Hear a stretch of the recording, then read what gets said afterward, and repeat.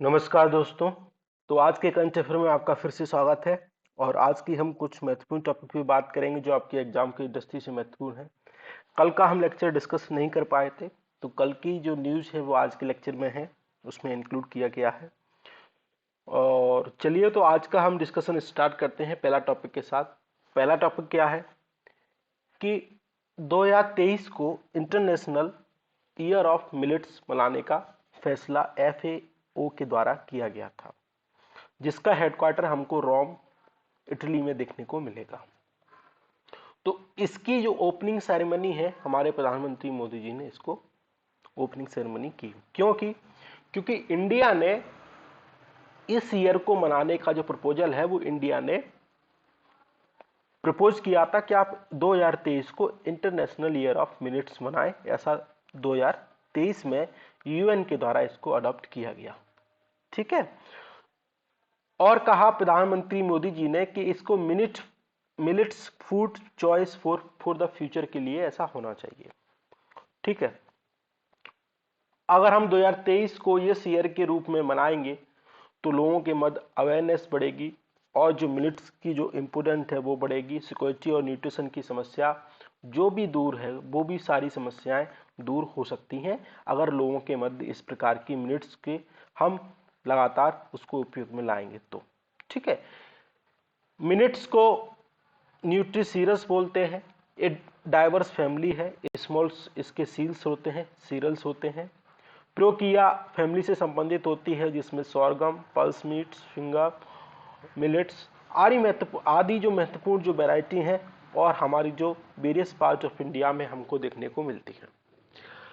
Micro nutrient rich रहती है। इसमें माइक्रो न्यूट्रिएंट का सोर्स है काफ़ी। इसमें 7 से 12% प्रोटीन रहता है, 2 से 5% फैट हमको देखने को मिलता है और 65 से 75% हमको कार्बोहाइड्रेट देखने को मिलता है और 15 से 20% हमको डाइटरी फाइबर हमको देखने को मिल रहा है। और 20% के आसपास हम मिलेट्स का क्या करते हैं, प्रोडक्शन करते हैं। हम मतलब इंडिया 20% मिलेट का प्रोडक्शन करता है। ठीक है। तो इस बात को आप ध्यान रखेंगे। अब मिलेट्स हमारे लिए क्या क्यों इंपॉर्टेंट है? सबसे पहली बात तो है कि मिलेट्स के द्वारा जो फूड सिक्योरिटी है उसको सुनिश्चित किया जाता है। सस्टेनेबल फूड को बढ़ावा दिया जा सकता है। हमारे देश में जो हंगर है उसकी समस्या को दूर किया जा सकता है। और जो वर्तमान में हमको क्लाइमेट चेंज की घटनाएं देखने को मिल रही हैं उसके अनुकूल भी हम हो सकते हैं। ठीक है। क्लाइमेट स्ट्रेस, पेस्ट, जो डिसीज है उस सारी समस्याओं के प्रति क्या है, रेजिस्टेंट पैदा करते हैं मिलेट्स। तो कुल मिलाकर जो हमारी खाद्य सुरक्षा है उसमें महत्वपूर्ण भूमिका निभा सकता है मिलेट्स। अब न्यूट्रिशन सिक्योरिटी क्यों जरूरी है कि अधिकांश देशों में, चाहे अफ्रीका के देश हो, भारत में भी कुछ हद तक जो कुपोषण से शिकार लोग हमको देखने को मिलते हैं क्योंकि वो अच्छा खान पान नहीं कर पाते। तो जो मिलेट होते हैं उनमें कैल्शियम, आयरन, जिंक, जो आयोडीन रहता है काफ़ी रिच मात्रा में देखने को मिलता है। बायोएक्टिव कंपाउंड रहता है, अमीनो एसिड रहते हैं। तो इसके माध्यम से हम कुपोषण की समस्या, हंगर की समस्या को भी दूर करने में सक्षम हो सकते हैं। सेफ्टी फॉर डिसीज हो सकता है क्योंकि जो मिलेट रहता है ग्लूटेन फ्री रहता है और जो बीट रहता है उसमें ग्लूटेन रह सकता है। तो कई लोगों अगर जो डायबिटीज के शिकार हैं तो उनको ग्लूटेन फ्री की अधिक आवश्यकता रहती है, तो वो मिलेट्स का सेवन करें। और इनका जो लो ग्लाइसेमिक इंडेक्स रहता है तो उसका अनुसार ये जो डायबिटीज मरीज हैं का कार्डियोवास्कुलर डिसीजेस हैं, एनीमिया है, कैल्शियम डिफिशियंसी है, तो ये सारी समस्याओं को दूर कर सकता है कौन, मिलेट्स। इकोनॉमिक सिक्योरिटी हो सकती है। क्लाइमेट रेजिलिएंट क्रॉप है, सस्टेनेबल इनकम हो सकती है किसानों की क्योंकि इनका लो इन्वेस्टमेंट हमको देखने को मिलता है और अधिक इकोनॉमिक एडिशन भी हमको, गेन भी हमको देखने को मिल सकता है। तो हम इस प्रकार को मिलेट्स को बढ़ावा दे सकते हैं। ठीक है। तो इस बात को आप ध्यान रखेंगे। दूसरा, दिल्ली हाईकोर्ट ने क्या किया है, दिल्ली हाईकोर्ट में पिटीशन दायर की और दिल्ली हाईकोर्ट ने उसको अलाउ किया है कि आप 33 वीक की प्रेगनेंसी को अबॉर्ट करा सकते हैं। तो सरकार ने क्या किया था, एमटीपी एक्ट 1971 के तहत हमारे यहाँ केवल प्रेगनेंसी 20 वीक तक की अलाउ थी, जबकि इंटरनेशनल लेवल पे हमको 24 वीक की प्रेगनेंसी देखने को मिलती थी। तो सरकार ने क्या किया, 2020 के 21 के एमटीपी एक्ट में अमेंडमेंट किया। 2021 में कुछ प्रावधान किए। पहले और क्या होता था कि ओनली जो मैरिड वुमेन है उन पे अप्लाई होता था, लेकिन अब अनमैरिड वुमेन भी इसके अंदर कवर आने लगी और सभी को पहले क्या होता था, 20% 20 जो वीक की मेडिकल जो अबॉर्शन अधिकार था, केवल 24 वीक का केवल अबॉर्शन का अधिकार मैरिड वुमेनों को था। लेकिन हाई कोर्ट में अभी हाल ही में जजमेंट दिया कि जो 24 वीक का जो अबॉर्शन का राइट है वो सभी प्रकार की वुमेन में होना चाहिए, चाहे वो मैरिड हो, अनमैरिड हो, या फिर वो बायोलॉजिकल वुमेन ना हो, किसी ने बच्चे को, मतलब कि इस प्रकार की सभी प्रकार की वुमेन को अधिकार उन्होंने दे दिया। ठीक है, 24 वीक की। तो इस बात को ध्यान रखेंगे। किसमें, मैटरनिटी लीव में भी उन्हें 24 का अधिकार दे दिया, क्योंकि पहले क्या था 20 वीक की उनको छुट्टी दी जाती थी। ठीक है, और बाकी लोगों को 24 वीक की उनको हॉलीडे दिया जाता था मैटरनिटी बेनिफिट के लिए। लेकिन अब सुप्रीम कोर्ट ने कहा ये गलत है, स्टीरियोटाइप है, इसको बढ़ाकर 24 वीक उन्होंने किया। अब इसमें क्या किया, पहले 12 वीक की आवश्यकता होती थी 1 डॉक्टर के लिए। अगर 20 वीक तक अगर आपको अबॉर्शन कराना है तो 1 डॉक्टर की रिक्वायरमेंट है। अब 20 से 24 तक कराना है तो 2 डॉक्टर की रिक्वायरमेंट है।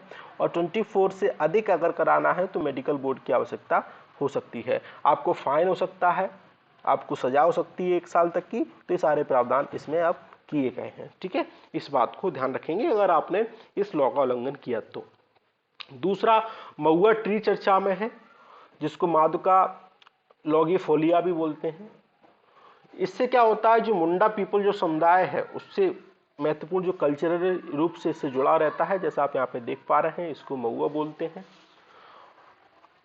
अब ये बेडिंग रिचुअल्स, महुआ लिक्योर आदि में ये काफी महत्वपूर्ण चीज से हमको देखने को मिल सकता है। महुआ लॉगिफोलिया एक ट्रॉपिकल ट्री है।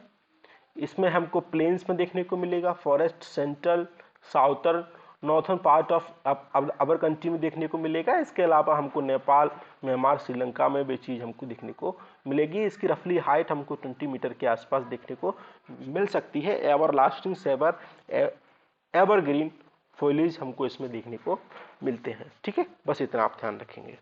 दूसरा, नेशनल क्राइसिस मैनेजमेंट कमेटी चर्चा में है। इस कमेटी को हेड किया जाता है कैबिनेट सेक्रेटरी के द्वारा। इसको on the such committee agriculture secretary such provide to all necessary information to seek direction में, मतलब कि सभी प्रकार की आवश्यकताएं इसको डायरेक्शन दी जाती हैं। कैबिनेट सेक्रेटरीट के द्वारा इसको कंस्टिट्यूट किया जाता है। और डिजास्टर जो रिस्पॉन्स है उसके माध्यम से क्या करते हैं, कोऑर्डिनेट करने का प्रयास करते हैं। और जो भी क्राइसिस मैनेजमेंट ग्रुप है उसको डायरेक्शन देने का काम ही करते हैं। कंपोजिशन हमने पढ़ लिया, चेयरपर्सन इसके कैबिनेट सेक्रेटरी रहते हैं, और अदर सेक्रेटरी हमको मिनिस्ट्री डिपार्टमेंट, अदर जो डिपार्टमेंट रहते हैं वहां से हमको देखने को मिल सकते हैं। उसके बाद हमको स्पेसिफिक डिजास्टर मैनेजमेंट रिस्पॉन्सिबिलिटी वाली चीज भी हमको इसमें देखने को मिलती है। ठीक है, दूसरा, नेशनल कमीशन फॉर माइनॉरिटी चर्चा में है। क्यों, क्योंकि इसकी कुछ अभी मीटिंग हुई तो इसी चर्चा में था। इसको national commission for minority act 1992 के तहत स्टेब्लिश किया गया। इसके कंपोजिशन हम की बात करें तो हमको इसमें एक चेयरपर्सन देखने को मिलेगा, एक वाइस चेयरपर्सन देखने को मिलेगा। इसके अलावा हमको 5 मेंबर भी इसमें देखने को मिलेंगे जिनको सेंट्रल गवर्नमेंट के द्वारा नॉमिनेट किया जाता है। ठीक है, इनके पास सिविल कोर्ट की सारी शक्तियां रहती हैं। एक किसी को समन कर सकते हैं, इन्फोर्स करा सकते हैं एनी पार्ट ऑफ इंडिया में।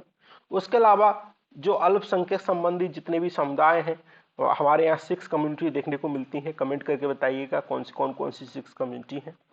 ठीक है, और उनको जितने भी मतलब कि कानून संबंधी समीक्षाएं हों, उनका मूल्यांकन हो, जो सारे काम कौन करता है, नेशनल कमीशन फॉर माइनॉरिटी। चाहे सरकार को सलाह देना हो तो इस प्रकार की चीजें इनके द्वारा की जाती है। सी स्टेम 22 चर्चा में है। इसको स्वीडन और भारत सरकार के द्वारा इसको मिलजुल कर इवेंट है, ताकि महिलाओं के क्षेत्र में महिलाओं को साइंस, टेक्नोलॉजी, इंजीनियरिंग, मैथमेटिक्स के क्षेत्र में इनको आगे बढ़ाया जा सके। इस प्रकार की चीजें इसके द्वारा इस सी स्टेम 2020 के द्वारा की जाती हैं। बस इतना ध्यान रखेंगे, स्वीडन और भारत सरकार का प्रोग्राम है, एक इवेंट है। उद्देश्य क्या है कि महिलाओं को स्टेम के क्षेत्र में बढ़ावा देना। स्टेम मतलब साइंस, टेक्नोलॉजी, इंजीनियरिंग, मैथमेटिक्स। ठीक है, और ये अटल इनोवेशन मिशन है, उसके तहत भी इसको इंप्लीमेंट करने का प्रयास किया जाता है। अदर गवर्नमेंट की अदर वुमेन स्कीम की बात करें तो एक मिशन शक्ति है। उसके बाद मिशन वात्सल्य हमको देखने को मिलेगा, नई रोशनी देखने को मिलेगा, किरण एक नई स्कीम है, वुमेन साइंटिस्ट स्कीम है। तो इस सारी स्कीमों के द्वारा, उसके अलावा आपको विज्ञान ज्योति प्रोग्राम भी देखने को मिलेगा।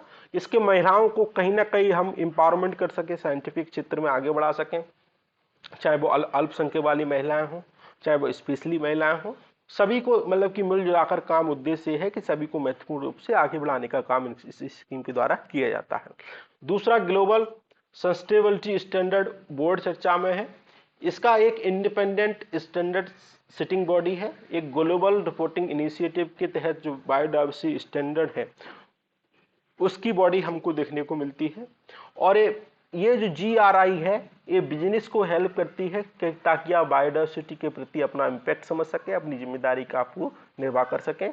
इसको 2006 में जो बायोडायवर्सिटी संबंधी रूल से बिजनेसमैन के लिए उसको रिवाइज किया गया था। बस इतना ध्यान रखेंगे, इसके अलावा आपको कुछ ध्यान नहीं रखना है। दूसरा, ई-संजीवनी नेशनल टेलीमेडिसिन सर्विस चर्चा में है। इसमें 8 करोड़ से अधिक टेली कंसल्टेशन हो चुके हैं। इसके माध्यम से आप रजिस्ट्रेशन करेंगे, आपको टोकन मिल जाएगा, फिर आपको लॉगिन करना पड़ेगा, वेटिंग रूम में जाएंगे, फिर आपको 4th नंबर पे आप डॉक्टर से कंसल्टेशन कर सकते हैं। ये Ayushman Bharat digital health mission का क्या है, पार्ट है। इसको मिनिस्ट्री ऑफ हेल्थ और फैमिली वेलफेयर के अंतर्गत इसको देखा जाता है। ठीक है, वर्ल्ड की लार्जेस्ट गवर्नमेंट ऑन्ड टेलीमेडिसिन क्या है, एक स्कीम है, काफी महत्वपूर्ण स्कीम है। आप घर बैठे आप किसी का अपॉइंटमेंट फिक्स करा सकते हैं। दूसरा, कॉलिंग नेम प्रेजेंटेशन चर्चा में है। क्यों? क्योंकि ट्राई ने आजकल आपने ट्रू कॉलर देखा होगा, एंटी स्पैम आईडी देखी होगी, भारत कॉलर आईडी देखी होगी। तो इसमें क्या होता है, आपको पहले से डेटा इसमें स्टोर रहता है, तो कोई आपको फोन करता है तो आपके बारे में, उसके बारे में आपको इन्फॉर्मेशन पता चल जाती है कि आपको किसके द्वारा फोन किया गया है। अगर स्पैम होता है तो ऑटोमेटिकली इसमें एक सुविधा रहती है कि ऑटोमेटिकली जो कॉल है वो डिस्कनेक्ट हो जाता है, तो आपको डिस्टर्बेंस कम से कम हमको आपको देखने को मिलता है। तो ट्राई ने क्या किया है कि इसको कंसल्टेशन पेपर के माध्यम से इसको रोटेट करने का प्रयास किया है कि ऐसा कर जाना चाहिए, ऐसा किया जाना चाहिए।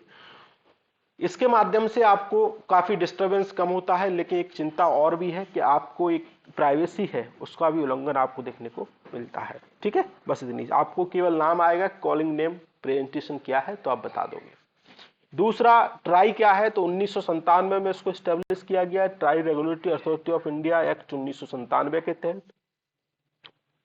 जितना भी टेलीकॉम रिलेटेड, चाहे क्वालिटी ऑफ सर्विस की बात हो, इंटरकनेक्शन की बात हो, डायरेक्ट टू होम की बात हो, या फिर मोबाइल नंबर पोर्टेबिलिटी की बात हो, तो कौन देखता है, ट्राई देखता है। टैरिफ को फिक्स करता है, रिवाइज करता है for telecom service in India के मामले में। ठीक है, तो इस बात को ध्यान रखेंगे।